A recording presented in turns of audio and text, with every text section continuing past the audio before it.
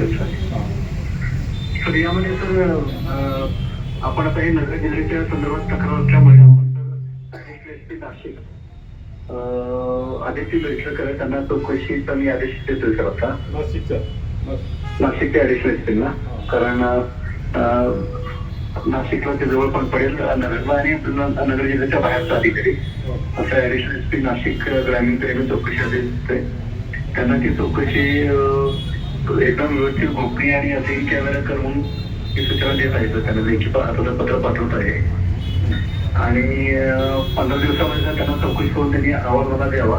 त्या अहवालाच्या अनुषंगाने मग आम्ही आणि हे जे काही निर्णय घ्यायचा ते करू आणि त्याबाबत आम्ही खासदार साहेबांनी येऊन आपल्याला अवगत करतो. त्याच्यामध्ये इन कॅमेरा काही गोष्टी अशा आहेत की लोकांना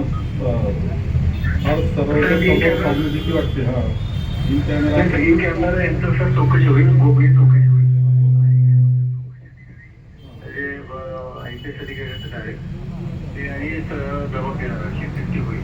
त्यामुळे गोपनीय ठेवण्याबद्दल देखील त्याच्या कारवाई करण्याची चांगली व्हावं याच्याकरता त्याच्यातून निर्णय व्हावा एवढीच अपेक्षा आहे.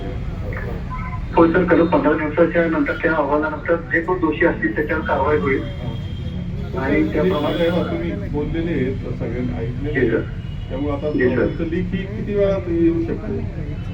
सर मला आपल्याशी तर बोलायचं फक्त मला ड्राफ्ट करण्याची 15 मिनिटं लागतील. त्यांना 15 मिनिटात मी तसं सर्व पाठवतो पत्र. फक्त पाठवा मला एक व्हॉट्सअपला दिलं जी सर. क्लिअर होऊन जाईल म्हणजे सोडायला मोकळे होते. जी सर. जी सर, आपल्याला मी खासदार साहेबांना विनंतीचं पत्र त्याप्रमाणे देतो आणि चौकशीचा पण आदेश लगेच मी एसपीला म्हणजे ऍडिशनल एसपीला मी इश्यू करतो. हो हो हो, खासदारांना पत्र देऊ टाका. जी जी सर. जी जी.